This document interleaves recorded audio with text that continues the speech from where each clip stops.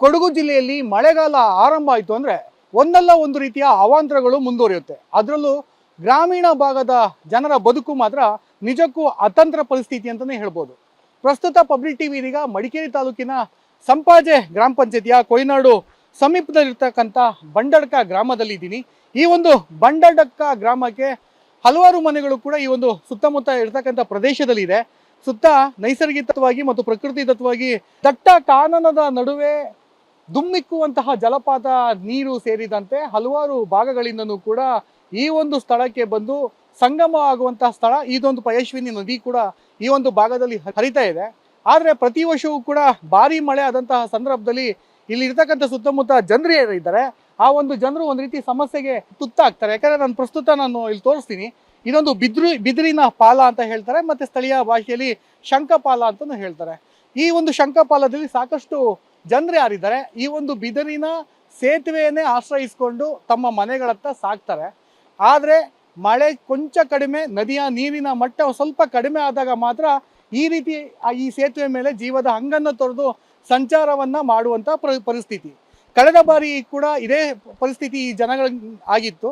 ಪಂಚಾಯಿತಿಯಿಂದ ಕೇವಲ 15ರಿಂದ 20 ಸಾವಿರ ರೂಪಾಯಿ ಹಣವನ್ನು ಬಿಡುಗಡೆ ಮಾಡ್ತಾರೆ ತಾತ್ಕಾಲಿಕವಾಗಿ ಈ ರೀತಿ ಒಂದು ಬಿದಿರಿನ ಸೇತುವೆಯನ್ನ ಮಾಡ್ಕೊಳ್ಳಿ ಅಂತ. ಭಾರಿ ಮಳೆ ಆಗಿ ಈ ಪಯಸ್ವಿನಿ ನದಿ ಉಕ್ಕಿ ಹರಿದಂತಹ ಸಂದರ್ಭದಲ್ಲಿ ಕಳೆದ ವರ್ಷ ಇಲ್ಲಿನ ಜನಗಳು ಓಡಾಡಿದ್ದು ಕೇವಲ 2 ದಿನ. 3ನೇ ದಿನಕ್ಕೆ ಈ ಸೇತುವೆ ಸಂಪೂರ್ಣವಾಗಿ ಕೊಚ್ಕೊಂಡು ಹೋಗಿತ್ತು. ಅದಾದ ನಂತರ ಇಲ್ಲಿರ್ತಕ್ಕಂಥ ಜನರು ಯಾರಿದ್ದಾರೆ ಹಲವಾರು ಮನೆಯ ಜನರು ಈ ಒಂದು ಜಲ ದಿಗ್ಬಂಧನಕ್ಕೆ ಒಳಗಾಗಿದ್ರು. ಮಳೆ ಮತ್ತೆ ಪಯಸ್ವಿನಿ ನದಿಯ ನೀರಿನ ಮಟ್ಟ ಇಳಿಮುಖ ಆಗೋ ತನಕನೂ ಆ ಒಂದು ಭಾಗದಲ್ಲೇ ಉಳ್ಕೊಂಡಿದ್ರು. ಈ ವರ್ಷನೂ ಕೂಡ ಪಂಚಾಯಿತಿಯಿಂದ ಒಂದಷ್ಟು ಸೇತುವೆಗೆ ಹಣವನ್ನು ಬಿಡುಗಡೆ ಮಾಡಿದ್ದಾರೆ. ಇಲ್ಲಿರ್ತ ಗ್ರಾಮಸ್ಥರುಗಳು ಸೇರಿಕೊಂಡು ಅಲ್ಪ ಪ್ರಮಾಣದಲ್ಲಿ ಸೇತುವೆ ಕೂಡ ರೆಡಿಯನ್ನ ಮಾಡ್ಕೊಂಡಿದ್ದಾರೆ. ಆದರೆ ಇದು ಶಾಶ್ವತವಾದಂತಹ ಪರಿಹಾರ ಅಂತೂ ಅಲ್ಲ.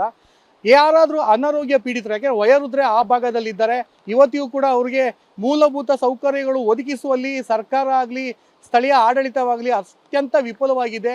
ಯಾವುದೇ ರೀತಿಯಾದಂತಹ ಮೂಲಭೂತ ಸೌಕರ್ಯಗಳು ಕೂಡ ಇವತ್ತಿಗೂ ಇಲ್ಲ.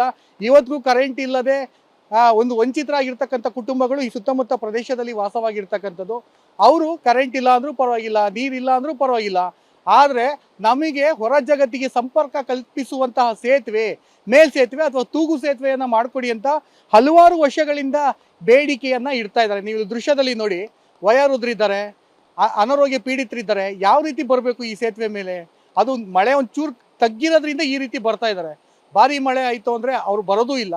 ಮತ್ತೆ ಒಂದು ವೇಳೆ ಅನಾರೋಗ್ಯ ಆಯಿತು, ಆಸ್ಪತ್ರೆಗೆ ಏನಾದ್ರು ಹೋಗಬೇಕು ಅಂತ ಹೇಳಿದ್ರೆ ಸುತ್ತಿ ಬಳಸಿ 6ರಿಂದ 7 ಕಿಲೋಮೀಟರ್ ನಡೆದುಕೊಂಡು ಹೋಗಬೇಕು. ಅದು ದುರ್ಗಮ ಹಾದಿ, ದಟ್ಟ ಕಾಡಿನ ನಡುವೆ.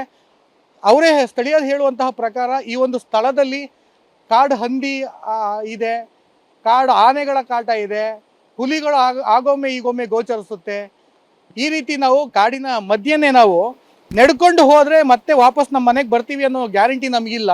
ಅಥವಾ ನಾವೇನಾದ್ರು ಮನೆಗಳಲ್ಲಿ ಸತ್ತು ಹೋದ್ರೂ ಸಹ ಕೊಳೆತ ಸ್ಥಿತಿಯಲ್ಲಿ ನಮ್ಮ ಶವಗಳು ಗೊತ್ತಾಗಬೇಕೇ ಹೊರತು ಇನ್ಯಾವುದೇ ರೀತಿಯಲ್ಲಿ ಹೊರ ಜಗತ್ತಿಗೆ ಗೊತ್ತಾಗ್ಲಿಕ್ಕಿಲ್ಲ ಅನ್ನೋದು ಇಲ್ಲಿ ವಾಸ ಮಾಡುವಂತಹ ಬಂಡಡ್ಕ ಗ್ರಾಮದ ಗ್ರಾಮಸ್ಥರ ಅಳಲಾಗಿರ್ತಕ್ಕಂಥದ್ದು. ದೇವರು ಹೊರ ಕೊಟ್ಟರು ಪೂಜಾರಿ ಹೊರ ಕೊಡಲ್ಲ ಅನ್ನೋ ಹಾಗೆ ಪಂಚಾಯಿತಿಯವರು ಇರ್ಬೋದು, ಜಿಲ್ಲಾಡಳಿತ ಇರ್ಬೋದು, ಎಲ್ಲರೂ ಒಂದಷ್ಟು ಮನವಿಯನ್ನ ಮಾಡಿದ್ದಾರೆ.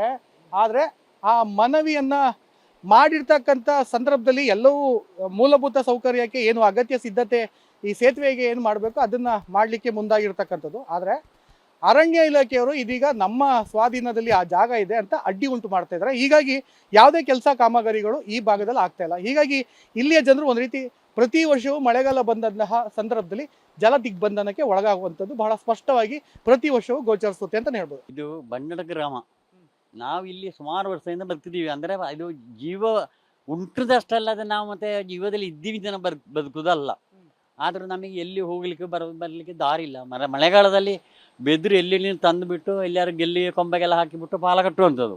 ಹೇಳೋರ ಹತ್ರ ಎಲ್ಲ ಹೇಳಿದೀವಿ ಹಾಗೆ ಈ ಕಷ್ಟದ ನೋಡು, ಹಾಗೆ ಆಗೋದಿಲ್ಲ ಹೀಗೆ ಆಗೋದಿಲ್ಲ ಅಂತ ಪಾರ್ಟಿಯವರು ಹೇಳ್ತಾರೆ. ಓಟಿಗೆ ಆಗುವ ನಾವು ಅದು ಮಾಡಿಕೊಡ್ತೀವಿ ಇದು ಮಾಡಿಕೊಡ್ತೀವಿ ಎಲ್ಲ ಹೇಳ್ತಾರೆ. ಮತ್ತೆ ಆ ಓಟ್ ಕಳೆದ ನಂತರ ಯಾರೂ ಇಲ್ಲ, ಕಂಡ್ರೆ ಮಾತಾಡೋದು ಇಲ್ಲ. ಮತ್ತು ನಾವಿಲ್ಲಿ ಸತ್ತರೆ ಎಲ್ಲಾದರೂ ಕಾಗೆಗೆ ತಿಂದು ಎಲ್ಲರೂ ಹೊರಗೆ ವಾಸನೆ ಬಂದರೆ ಮಾತ್ರ ಅವರಿಗೆ ಗೊತ್ತಾಗ್ತದೆ. ಅಲ್ಲದೆ ಇಲ್ಲರೂ ಏನೋ ಪ್ರಾಣಿ ಹತ್ತಿರ್ಬೋದು, ನಾಯಿ ಹತ್ತಿರ್ಬೋದು ಇಂಥದ್ರೆಲ್ಲ ತಿಳ್ಕೊಳ್ತಾರೆ. ಮನುಷ್ಯ ಹತ್ತದ ಲೆಕ್ಕಕ್ಕೆ ಇಲ್ಲ. ಎಲ್ಲರೂ ಬಟ್ಟೆ ಗಿಟ್ಟಿ ಎಲ್ಲ ಸಿಕ್ಕಿದ್ರೆ ಇಂಥವನು ಹೋಗಿದ್ವಿ ಅಂತ ಲೆಕ್ಕಕ್ಕೆ ಹಿಡಿತಾರೆ ಅಷ್ಟೇ. ನಮಗೆ ಯಾವುದರಲ್ಲಿ ಕೂಡ ಇಲ್ಲಿ ಜೀವನಕ್ಕೆ ಭಾರಿ ಕಷ್ಟ ಅಂದ್ರೆ ಭಾರಿ ಕಷ್ಟ. ಏನ್ ಕಷ್ಟ ಆಗುತ್ತೆ ಈಗ ಸೇತುವೆ ಇಲ್ಲ ಅಂದ್ರೆ? ಸೇಟು ಇಲ್ಲ ಅಂದ್ರೆ ಎಲ್ಲಿ ಹೋಗು ಸರ್? ಅಡ್ಡ ಕಾಡು ದಾರಿಲಿ ಹೋದವರು ರೋಡಿಗೆ ತಲುಪುವುದು ಅಥವಾ ಬಂದ್ರೆ ಮನೆ ತಲುಪೋದು ಗ್ಯಾರಂಟಿ ಇಲ್ಲ. ಏನಿದೆ ಕಾಡಿನಲ್ಲಿ? ಕಾಡಿನಲ್ಲಿ ಏನಂದ್ರೆ ಹುಲಿ, ಕಾಡು ಪ್ರಾಣಿ, ಎಲ್ಲಾ ಪ್ರಾಣಿ ಉಂಟು. ಯಾವ್ದಿಲ್ಲ, ಹಂದಿ ಸಿಕ್ಕಿದ್ರು ಸಾಕು ಮನುಷ್ಯನಿಗೆ. ಇಲ್ಲಿ ಹಂದಿಲ್ಲ ಬರ್ತೇ, ಅದು ಎದುರಿಗೆ ಬರ್ತೇ. ಎದುರಿಗೆ ಬಂದ್ರೆ ನಮಗೆ ಏನು ಮಾಡ್ಲಿಕ್ಕೆ ಸಾಧ್ಯ ಇಲ್ಲ. ದೊಡ್ಡ ದೊಡ್ಡ ಮರಕ್ಕೆ ಹತ್ಲಿಕ್ಕೆ ಆಗ್ತದ? ಕಾಡಾನೆ ಉಂಟು, ಹುಲಿ ಉಂಟು, ಎಲ್ಲಾ ಪ್ರಾಣಿಗಳು ಇಲ್ಲಿ ಉಂಟು. ಇಲ್ಲದೊಂದು ಇಲ್ಲ. ನಮಗೆ ರೋಡ್ ಸೈಡಲ್ಲಿ ಬಾಡಿಗೆ ಮಾಡ್ಕೊಂಡು ಬಂದ್ರೆ ಸರಿ, ಅಥವಾ ಒಂದು ಬೈಕಲ್ಲಿ ಬಂದು ಅಲ್ಲಿ ಇಟ್ಟರೆ ಹೋಗುವಾಗ ಅದು ಇರ್ಲಿಕ್ಕಿಲ್ಲ. ಹಾಗೆಲ್ಲ ಸಮಸ್ಯೆ ಉಂಟು. ಯಾರ ಹತ್ರ ನಾವು ಹೇಳುದು? ಈ ಸೇತುವೆ ಕೊಚ್ಚೋದ್ರೆ ಏನ್ ಮಾಡ್ತೀರಾ? ಕೊಚ್ಚಿ ಹೋದ್ರೆ ಅದೇ ಕಾಡು ದಾರಿಯಲ್ಲಿ ಹೋಗ್ಬೇಕಷ್ಟೇ. ವರ್ಷ ಕೊಚ್ಚಿ ಹೋಗುತ್ತಾ ಇದು? ಕೆಲವು ವರ್ಷ ಹೋಗ್ತದೆ, ದೊಡ್ಡ ಮಳೆ ಬಂದ್ರೆ. ಕೆಲವು ವರ್ಷ ಹೋಗಿಲ್ಲ. ಈ ಕೊಂಬೆಲ್ಲ ಗ್ಯಾರಂಟಿ ಇಲ್ಲ. ಆ ಚಿಕ್ಕ ಕೊಂಬೆಲ್ಲ ಸರಿ, ಬೇರೆ ಇಲ್ಲಿ ಮರ ಇಲ್ಲ, ಎಲ್ಲ ಇದ್ದು ಎಲ್ಲ ಹೋಯ್ತು. ಅಲ್ಲಿ ಕೆಳಗಡೆದ ಮರ ಇತ್ತು, ಅದು ಹೋಯ್ತು. ಎಲ್ಲಿ ಜಾಗ ಇಲ್ಲ ಫಲ ಹಾಕ್ಲಿಕ್ಕೆ. ಯಾರನ್ನಾರು ಹುಷಾರಿಲ್ಲ ಅಂದ್ರೆ ಏನ್ ಮಾಡ್ತೀರಾ? ಹುಷಾರಲ್ಲ ಏನ್ ಮಾಡಿ, ಎತ್ತು ಕಡೆಯಿಂದಲ್ಲ ಆ ಕಾಡು ದಾರಿಲೇ ಹೋಗ್ಬೇಕು, ಇಲ್ಲಾರ ಸಾಯ್ಬೇಕಷ್ಟೇ. ಕಳೆದ ವರ್ಷ ಈಗ ಅಕ್ಕನ ತಾಯಿ ಸತ್ತೋದ್ರು. ಲಾಸ್ಟಿಗೆ ಆಗುವಾಗ ಏನೆಲ್ಲ ಮಾಡಿ ಎಲ್ಲೆಲ್ಲ ಬಂದು ಮುಟ್ಟು ಅದನ್ನ ಬೆಂಕಿ ಹಾಕಿ ಇದು ಮಾಡಿದ್ರು, ಬೂದಿ ಮಾಡಿದ್ರು ಅಷ್ಟೇ. ಮತ್ತೆ ಎಂತದ್ದು ಮಾಡೋದು? ಮತ್ತೆ ಒಂದು ಇಲ್ಲಿ ಊಟಕ್ಕೆ ಏನಾದ್ರು ಇಲ್ಲದಿದ್ರೆ ಮತ್ತೆ ಎಂತಾದ್ರು ಬಾಳೆಕಾಯಿ ಇದ್ರೆ ತಿನ್ಬೇಕು. ಅದು ಉಳಿದ್ರೆ ಉಪವಾಸ ಮಾಡ್ಬೇಕು. ಇಲ್ಲಾರ ಆಣೆ ಬಂದು ಅದು ತಿಂತದೆ, ಹಂದಿ ಬಂದು ತಿಂತದೆ. ಯಾವುದೇ ನಮಗೆ ಒಂದು ಇಲ್ಲಿ ಇದ್ದಿಲ್ಲ. ಮಕ್ಕಳಿಗೆ ಶಾಲೆ ಹೋಗ್ಲಿಕ್ಕೆ ಆಗ್ತದ? ನಮ್ಮ ಮೊಮ್ಮಗ ಒಬ್ಬನು ಕಲ್ಲುಂಡಿ ಸಂಪಾಯಲ್ಲಿದ್ದಾನೆ, ಒಬ್ಬನು ಸುಳ್ಯದಲ್ಲಿದ್ದಾನೆ. ಅಲ್ಲಿ ಹಾಕಿದ್ದೀವಿ. ಮನೆ ತಲೆಯವರಿಗೆ ನೋಡ್ಲಿಕ್ಕೆ ಗೊತ್ತಿಲ್ಲ. ಎಲ್ಲಿ ನೋಡುವುದು? ಬೇಸಿಗೆಗಾಲದಲ್ಲಿ ಬರ್ತಾರೆ. ಬಂದಾಗ ನೀರು ಕಮ್ಮಿ ಆದ್ರೆ ದಾಟ್ತಾರೆ. ಅಡಿಕೆ ಮರ ಪಾಲ ಹಾಕಿದ್ರೆ ದಾಟ್ತಾರೆ, ಬರ್ತಾರೆ. ಇಲ್ಲಿ ನಿಲ್ಲಿಕ್ಕೆ ಧೈರ್ಯ ಇಲ್ಲ. ಯಾವ ಲೆಕ್ಕದ ನಿಲ್ಲುವುದು ಇಲ್ಲಿ? ನಮಗೆ ಕಷ್ಟ. ಪಾಲಕ್ಕೆ ಹೋಗ್ಲಿಕ್ಕೆ, ಅಲ್ಲಿ ಇಲ್ಲಿ ದಾಟ್ಲಿಕ್ಕೆ ನಮಗೆ ಹೆದರಿಕೆ ಆಗ್ತದೆ. ಅದು ಗ್ಯಾರಂಟಿ ಅಲ್ಲ. ಪಂಚಾಯತಿ ಕೊಟ್ಟಿದ್ದು ಅದು ಗ್ಯಾರಂಟಿ ಅಲ್ಲ. ನನಗೆ ಈಗ ಕಷ್ಟ ಆಗ್ತದೆ. ನನಗೆ ಹುಷಾರಿಲ್ಲ, ಅದಕ್ಕೆ ನನಗೆ ಒಂದು ಮಾಡಿಕೊಟ್ಟಿ ಅಂತ ನಾನು ಹೇಳಿದ್ದು. ಸುಮಾರು ಜನ ಬಿದ್ದಿದ್ದು.